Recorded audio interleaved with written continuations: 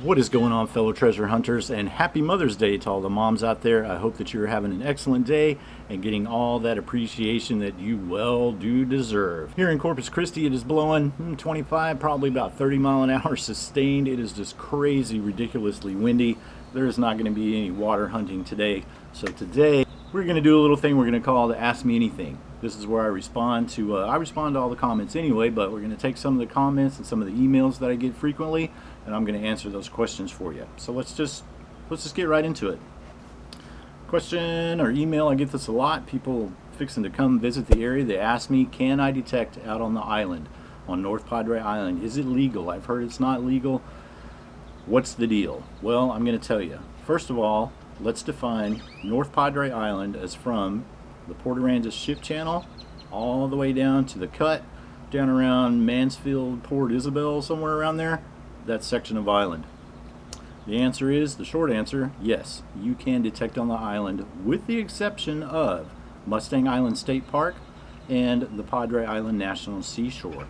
If you look on Google Maps, those areas are well defined with a lot of the major roads right around there. So, to answer your question, yes, you can legally detect on North Padre Island, with the exception of Mustang Island State Park and the National Seashore. So if you're coming down here, shoot me an email. I'll be happy to help you out, give you a little more information. All right, so yes, you can detect on North Padre Island. It's perfectly fine. Question number 2, am I concerned with sharks? You guys see me detecting in a lot of deep water. I always get kind of a kick out of this question. A lot of the videos that I've been putting up lately have been I've been detecting out in the bay. There aren't any sharks in the bay. Now, the bay is an estuary, and there are certain species of sharks that do come in to lay eggs, but they are way far removed from where I'm detecting, and they have no interest. They don't have no interest in the areas that I'm hunting in. So, am I concerned about sharks? No. If I'm out on the island and I'm out detecting out there, usually the currents offshore are so strong that I don't even venture out past over the sandbars into the deep water where the sharks are going to be. And even if I did, nah, I'm not really too concerned about them. So sharks, nah, not an issue. Here in the bay, you do see a lot of dolphins, always a good thing. The only thing you got to worry about detecting in the bay is going to be glass bottles and jellyfish when they are in season. They will get you, so have protection and make sure you got vinegar and all that good stuff in your vehicle. Question number 3, what do I do with my keys when I'm metal detecting? That's a really good question. You got a couple of options. The way that I look at it, option number 1 is going to be a magnetic lock box that you can put your keys in, and you can stick it up under your vehicle, hide it somewhere while you're out in the water.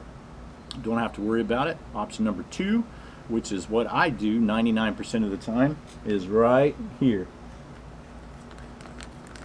I put the keys on the back of my hat, put the key fob next to my head so the key's not poking me, throw it back on there, I'm good to go. That's what I do with my keys when I'm metal detecting. Stick them on your hat. You don't wear a hat, get a magnetic lock box and stick it up under your vehicle. You won't have a problem. Question number 4, have you hung up your Equinox? Do you plan to hunt with your Equinox anymore? You're hunting a lot with the Excalibur. What's the deal? Which one do you like better? Answer is, I like them both. They have their pros, their cons, their streaks, their strengths, and their weaknesses.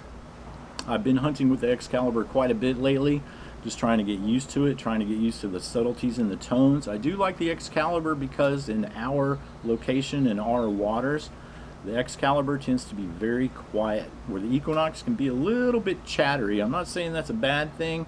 A lot of the guys hunt with it here. They have their own little tweaky settings and things like that. I even hunt with it. I don't have an issue with it. I'm just liking the Excalibur right now. I'm trying to get more used to it. So no, I'm not hanging up my Equinox for my Excalibur. I like both machines. A good example is that if I'm going to an area to hunt that's really, really trashy in the water, I will take my Equinox, because I can better discern what the target is over the Excal, at least at this point in time. So it just depends on the situation. If I'm very familiar with the water, I'll probably want to hunt with the Excal. If I'm not, I'll hunt with the Equinox, but I can flip-flop them. I can use, either way. Either way, I'm good with both. I like both.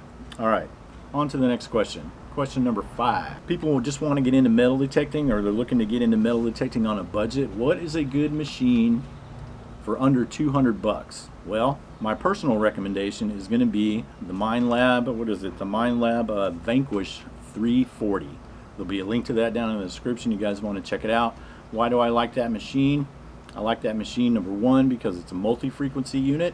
That's the main thing right there. If you're hunting in the sand, in the wet sand, if you're hunting in the saltwater environment, you want a multi-frequency detector.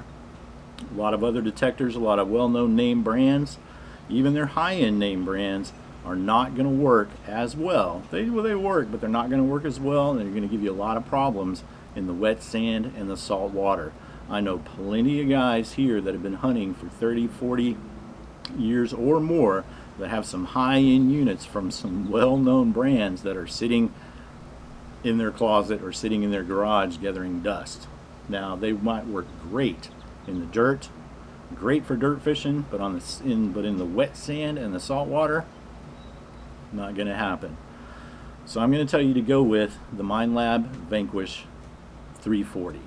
It's a good unit. I know a guy down here that has one. That's what he started with. Found plenty of stuff. Never had any problems with it. Never had any issues. Easy to set up, easy to operate. Works well on the dirt, in the sand, in the wet sand, and in the salt water. You're going to need some other stuff to go with it, but you want to spend the bulk of your budget on a good unit that's dependable, that you can use, that's going to keep you in the hobby. Well, that is going to about do it for this video. As always, I appreciate you subscribing, watching the other playlists, spending time with me today. Keep those emails coming, keep the comments coming. I'm always happy to share a little bit of useless information.